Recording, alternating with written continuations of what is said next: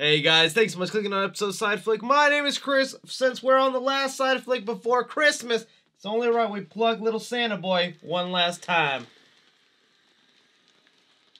Oh, that's nice. Some of the things we'll be touching upon on this Side Flick is, man, we gotta talk about the whole DCEU universe because it feels like everything is on fire and some people are pissed or really happy. We also have our first look and details with the SCOOB Prequel, along with how some fans are really pissed off with the Batgirl movie and who they chose to be their Batman. That along with so much more, so you guys already know the drill. Leave your thoughts and comments down below with everything we discuss here today, so let's just get jolly and started, alright? One of the first things I wanted to touch upon real quick is we got some updates on the upcoming Christine reboot. This is based on the Stephen King book and movie about Christine, the killer car. And well, the director of the upcoming reboot went ahead and gave us a couple of more details on what to expect with this Christine reboot. One of the first things he said is he's going to be taking inspiration from one of Stephen King's most iconic adapted movies, and that is The Shining, saying exactly, this is much more beholden to the concept of the Overlook on wheels, or the vampiric relationship between the car and Arnie. I think it's so funny that a lot of times when people go ahead and adapt these Stephen King books into live action form, the number one thing they always want to go to is, oh, we're going to do it like The Shining,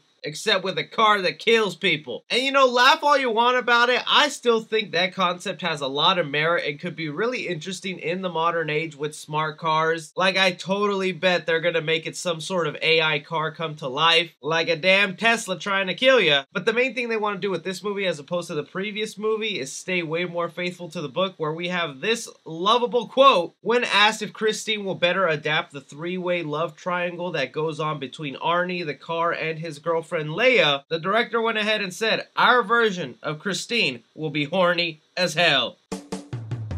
Give me every ticket you have to this damn killer car movie. Like I said, it's a Stephen King property. It's about a car that kills people. I'm gonna be there. What do you guys think? Touching upon something small real quick, but still hurt me as hell. We haven't had to deal with this in a while, is a delayed movie. And well, we just got that here for the upcoming John Wick Chapter 4. This movie was originally set to release in May 2022, but then out of nowhere, Lionsgate went ahead and released a little clip of the movie, going ahead and letting us know that now it'll be coming out a whole year later, March 24th of 2023. And man, that really sucks, because if there was one thing I was thinking about when watching Keanu Reeves in the latest Matrix movie, I was like, damn, I really like seeing him as John Wick nowadays. And with the way that third film ended and how crazy it got, I'm honestly at the point where I'm thinking, is John Wick 4 about to jump the shark and just take this franchise to a very wild, crazy direction? I'm really starting to think that John Wick 4 is going to be a very vital movie in the franchise that might either make or break it, or like I was saying, they could jump the shark with the franchise or keep going on with quality. How are you guys feeling about John Wick 4 being delayed an entire year? Talking about something here that I thought I would never be excited for, but heck, here I am. You guys might have remembered the animated SCOOB movie that Warner Brothers made that I was super excited for. I thought was a great idea for the Scooby-Doo franchise. Make it animated, you can do a lot of things. And then when I saw the movie, it was Warner Brothers' poor attempt at creating a cinematic universe with all their Hanna-Barbera characters. It really did not have anything that I loved about the Scooby-Doo franchise in this film. It also sucked that this is one of those movies that got hit early on in the pandemic, so it didn't even get a theatrical release. It had to be stuck with being released on POV, where people had to pay like 30 bucks to see the movie. But it looks like the film did a good enough job because they're going on ahead with a sequel that's actually a prequel. And that's where you have my attention right there. The plot synopsis for this movie goes as, to celebrate Scooby-Doo's first Christmas, 10-year-old Shaggy and the gang take him to a holiday-themed resort owned by Fred's favorite uncle, Ned. When the park is beset by a ghostly haunting, the kids must solve a 40-year-old mystery to save the resort and show Scooby the true meaning of Christmas. And right there, you have me sold on this franchise. I am gonna be watching that movie day one, because that was the best part of the SCOOB movie, is the little flashbacks to where they were kids in their first Halloween, and you really got the vibes of that old Scooby-Doo nostalgia you like, them solving a mystery, them just going ahead and doing what they do best instead of whatever the rest of the movie SCOOB was. The only part that does suck is that it's going straight to HBO Max instead of theaters, but this is still a theatrical quality movie because we have here a crew member involved with the movie go ahead and give us a little bit more detail saying, yes, it's the kids, but the movie showed Scooby's first Halloween.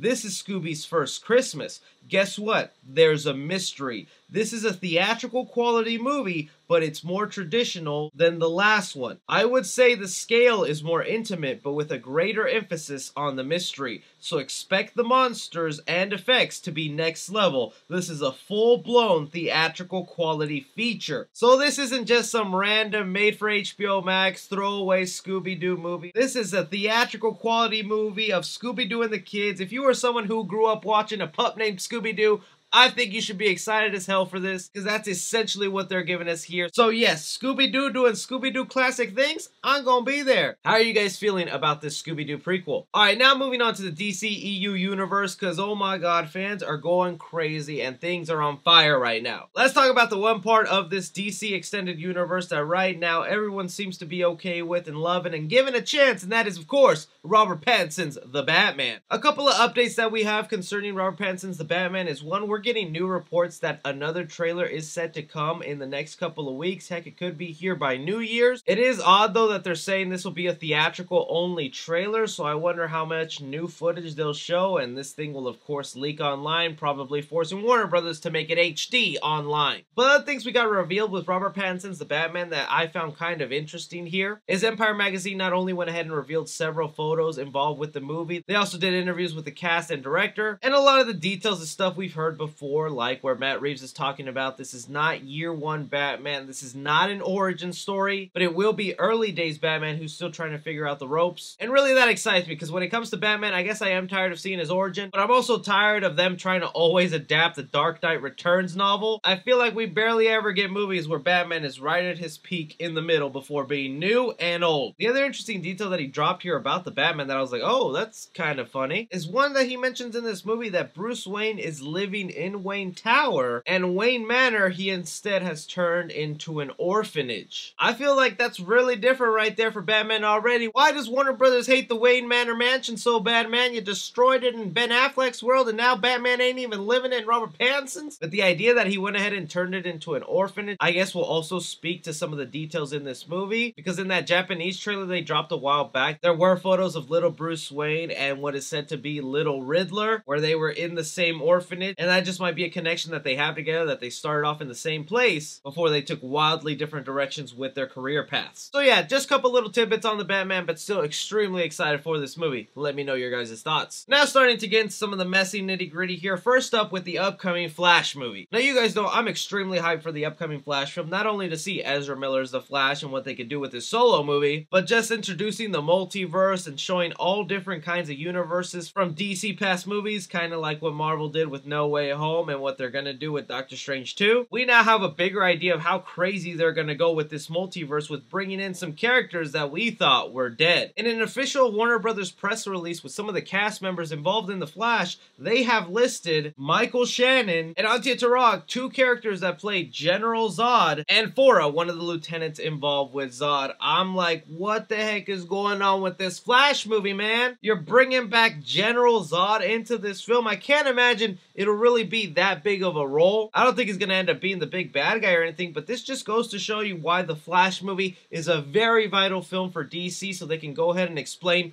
the craziness that's involved with their universe. Because not only is this supposed to be a good solo Flash movie, it's supposed to also fix the crazy continuity mess that they have set up with trying to rush a cinematic universe. I think the inclusion of General Zod here is going to be their way of kind of messing with some things with Man of Steel. I really hope it's not them getting rid of Henry Cavill as Superman, because that would make me really sad. But it might be them messing with some events or showing an alternate reality where maybe General Zod won and beat the Man of Steel. It's just every time we get introduced to new cast members in the Flash movie, who we are set to get already, Wonder Woman, Aquaman, now these people from Man of Steel, Michael Keaton Batman, Ben Affleck Batman, Supergirl. I feel like it's no wonder the Flash movie went through like 7 different directors before Warner Brothers finally found one, because this movie is just too crazy and Warner Brothers has no idea what they're doing sometimes. I have faith that the movie will turn out good. I like the creative team behind it. I even like the footage that they showed us so far at DC Fandom, so I'm gonna stay optimistic. But man,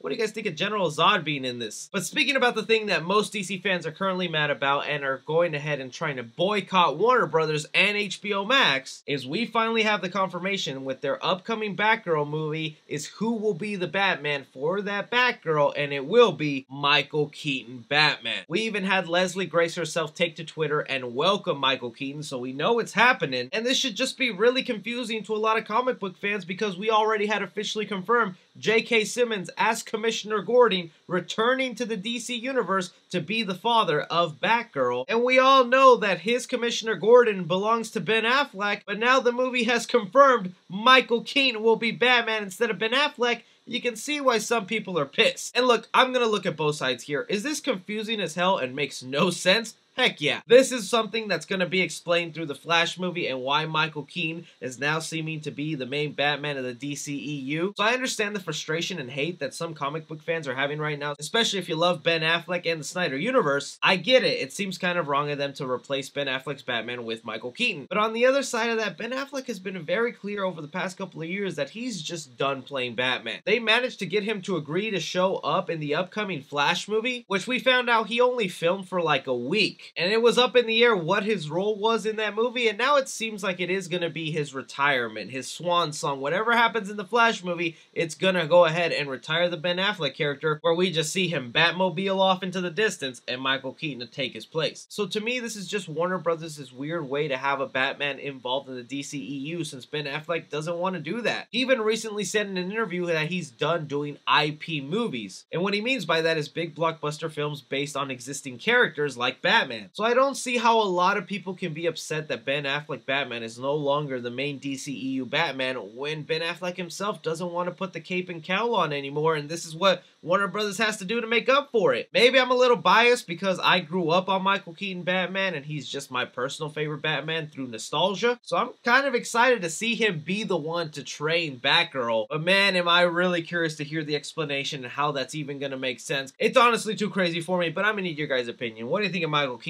now kind of being the main Batman of the DCEU? If you're asking about Robert Pattinson, he's going to be in his own universe and not connected at all to this hoopla. But that's all the movie news we currently got going on right now, guys. I want to thank you so much for taking time out of your day to watch this video and hear me talk some movies. I hope everyone out there has a happy holiday, whether you're celebrating Christmas or not. Just be sure to stay safe out there. I love your guys' faces. Don't forget to like, subscribe, follow me on Twitter at 3C Films or on TikTok at 3C Films. But as always, I'm Chris.